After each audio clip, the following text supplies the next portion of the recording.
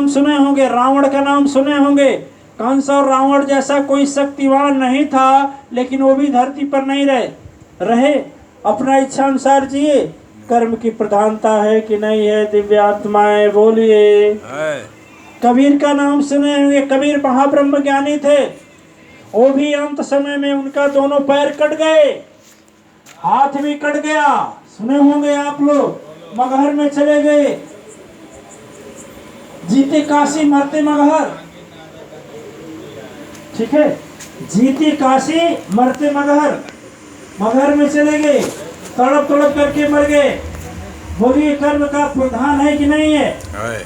और जो बाबा जी बोलते हैं बैठे बैठे तेरा काट देंगे, दिव्य आत्मा यही ढोंग और पाखंड है। वो न अपने उबरेंगे न दूसरे को उबरने देंगे। कहे कबीर गुरु ज्ञान से एक आधो बरन।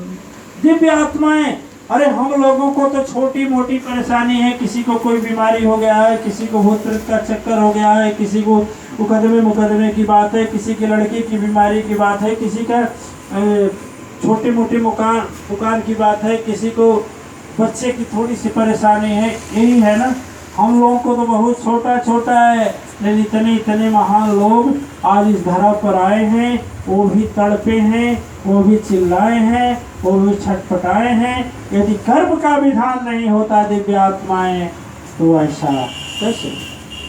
ठीक है, तो सदगुरु के पास जब हम जाते हैं, हमसे लोग पूछते हैं राजकुमारी के विषय में सचमुच नया जीवन पा गई? हमने कहा अपने कर्म से पाई, सदगुरु की वाणी पर विश्वास से पाई, मन में भाव से पाई। में आज भी सदगुरु के आत्मज्ञान, यह आत्मज्ञान देखा। उस बार हम लोग चर्चा किए थे, आप लोग ध्यान नहीं दिए थे। उस बार की चर्चा में ये आया था, एक छोटी सी कहानी कहे थे, आप लोग सुने कि नहीं सुने? एक आदमी, एक गुरु के 5 शिष्य थे, सुने थे आप लोग? अब नहीं थे। एक गुरु के 5 शिष्य थे। एक शिष्य गया जब पंजाब का था, तो जो रास्ता दोहरा दे रहे हैं आप लोगों को, इसीलिए इशारा कर रहे हैं, जो रास्ता जाता है वैष्णो देवी, वहाँ एक बहुत बड़ा टेंट लगवाता था और उसमें माखन मिश्री डाल करके, बर्फ डालकर शरबत तैयार करता था और ठंडा पानी तैयार करता था। जिसको शुगर था उसको दूसरी व्यवस्था, वो चाय देता था काढ़ा वाला, और ज़बरदस्ती बस को रोकता था। उसके आदमी बस में चढ़ जाते थे और हाथ जोड़ करके सबको पिलाते थे। लो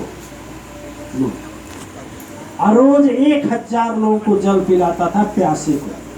अच्छा काम करता था। दूसरा हम बताए कि वो केदार वहाँ द्वारिका धाम गया और द्वारिका धाम में जा करके रोज चावल नहीं, खूब बढ़िया घी और काजू डालकर पुलाव नहीं जानते हैं? बनाने आता है तो पुलाव, दाल, सब्जी खिलाता था। कई 1000 लोगों को, 2000 लोग। एक आदमी था, वो डॉक्टर था, गुरुजी का शिष्य, और वो साइकिल पर बांधता था अपना दवा का बैग और पूरे गरीबों के यहाँ घूम घूम करके जो बीमार रहता था सबको सुई दवा देता था, हालचाल पूछता था, पैसा एक नहीं लेता था। चौथा जो था, चौथा भी धनवान था, वो पता करता था कौन गरीब के ऊपर कर्ज है, कौन गरीब के घर लड़की की शादी नहीं हो रहा है और कौन गरीब छप्पर में रहता है। उसका घर बनवाता था, उस लड़की की शादी करता था, पहनने के लिए कपड़ा देता था, ठंडक में कंबल देता था। 4 थे। कितने? 4 थे। ठीक है। हाँ, एक और था, वो ध्यान से सुने, अब लोग ध्यान से नहीं सुने। 5वां था, तो मंजे ध्यान से सुनते, आप नहीं सुनते, दोहराना पड़ रहा है। एक 5वां था, वो चप्पल देता था, किसी के पैर में चप्पल नहीं था, धूप में चल रहा है तो चप्पल देता था बरसात में भीग रहा था, छाता देता था, छप्पल और छाता देता था। 5 थे और पांचों के 5 काम था, पांचों के काम बहुत अच्छे, बोलेंगे ना, बहुत अच्छे। लेकिन छठवां था, इन सबों में 5 में कोई काम नहीं करता था। और जब सदगुरु से मिलने गया, ना, तो 5 जाकर के मिले कि गुरुजी हमको इनाम देंगे। तो पहला जब मंच पर गया, कहा हाँ गुरुजी, हम 1000 लोगों को शरबत लस्सी देते हैं। गुरुजी ऐसे हो गए। दूसरा खड़ा हुआ, लाखों जनता बैठे थे, वो खड़ा होकर के बोला, गुरुजी आपकी कृपा से हम रोज कई 100 लोगों को गरीबों में जा करके दवा देता हूँ, सुई देता हूँ, बिना पैसे का सबका दुख हल करता हूँ। गुरुजी बाएं हो गए। तीसरा गया, तीसरा बोला लाउड स्पीकर पर, गुरुजी हम द्वारका धाम में 1000 लोगों को पुलाव और पनीर खिलाते हैं। गुरुजी हप पीछे हट गए।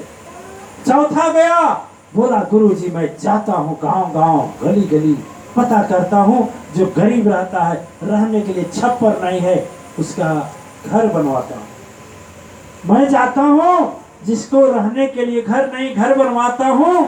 शादी करने के लिए पैसा नहीं, लड़की का पैसा देता हूँ। कर्जा है, कर्जा निपटाता हूँ। गुरुजी कहे बाप। 5वां खड़ा हुआ, कहा गुरुजी सबसे अच्छा काम मैं करता हूँ, इनाम मुझको दीजिए। सब लोग सोचे क्या है। वह बोला देखिए, रास्ता पकड़े आदमी जाता है, नीचे धूप से जलता है पैर, चप्पल देता हूँ, धूप से बचने के लिए छाता देता हूँ, और ठंडक में कंबल तो देता हूँ, और ये देता हूँ, मतलब छाता देता हूँ, बरसात में भीगे ना। गुरुजी करे बाप।